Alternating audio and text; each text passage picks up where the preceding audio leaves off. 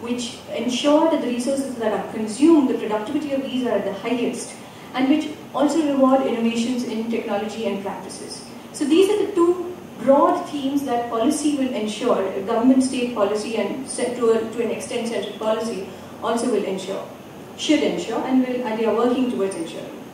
Practice is where the municipalities, all of you, come into the picture. But this is somewhat like moral science. Everybody knows it's good, but how do you actually take it forward? It's all well to come into a conference. Each of you have come in today, and you will go tomorrow evening. It will get over. You all will go back. What does it mean for you on the ground? It would be helpful to have some kind of a framework when you think of it as a vision. You say, what is this environment and energy efficiency? Is it just to do with projects and doing some grants that come from the state government? They have pushed something on us, and we just have to implement it, put out requests for proposals, do the tendering, and then implement these projects. Is it just that, or is it a mindset? If you look at it as a mindset, what does it mean? Essentially, if you have a framework by which to look at this, a simple one, and the one that we've come up with is the 3 P's: planning, provisioning, and performance. By planning, we mean in terms of the master planning itself, spatial plans. And this is at the level of the region, that is not just the city, but your entire district. Because at the regional level, you will ensure that resources and assets, natural assets like forests and rivers and lakes and everything are protected.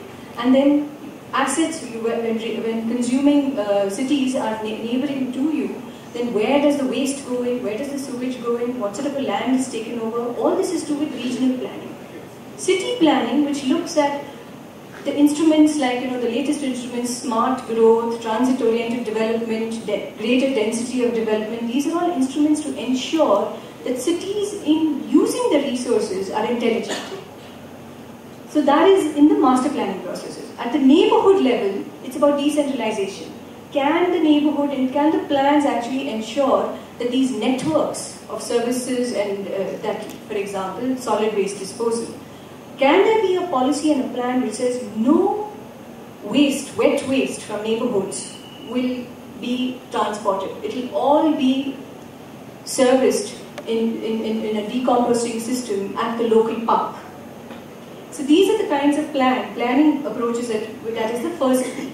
The second is where we are all in, which is the provisioning of public goods and services, where you do a street lighting or solid waste management or treatment plants. These are the kinds of things that we are already doing. And this is where we are pretty much taking leadership both from the state level as well as from the market sector as well as the municipalities themselves. So this is something that will further and will hopefully keep advancing. But the one caution I would say here is, look at the technologies. Part of what India Urban Space is trying to do is to bring in the market technologies, the innovations and the market players in this that are investing in these innovations, so that municipalities get exposed to them, internalize it, think about how these can become projects on the ground, and then can be monitored in terms of the services that they deliver. So that's as far as provisioning is concerned. And the last one, and I will close with that, is to do with the performance. I think we need to look at performance. It's not enough to say that the state has given some funding, a budget has come to provide street lights or to provide a sewage treatment plant. What is the performance?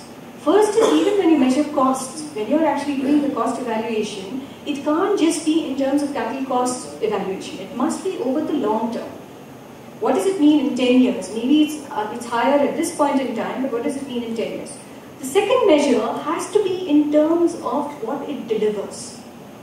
What is it that it actually gives you? In terms of the environment, in terms of the service delivery that particular goods or services has to provide to the people. So these are the two key things in the performance. You trigger your own thoughts when you go back to see what you can deliver and what kind of projects you will deliver on the ground in your own municipalities. So thank you very much. And we have a wonderful 2-day session. The first day is actually almost entirely on the technologies part of it. The first 2 sessions in the morning are on the technology part of it. It's in the second peak, the provisioning. The afternoon session, we have a brilliant lineup which talks about the planning, which which should be very, very interesting. And tomorrow is all about the performance. So we hope that you have a wonderful, enriching day, 2 days here with us. And we will do a wrap-up tomorrow evening where we will hear from all of you. It's an interactive session on some of the challenges that you face and how you propose to overcome them. Thank you very much.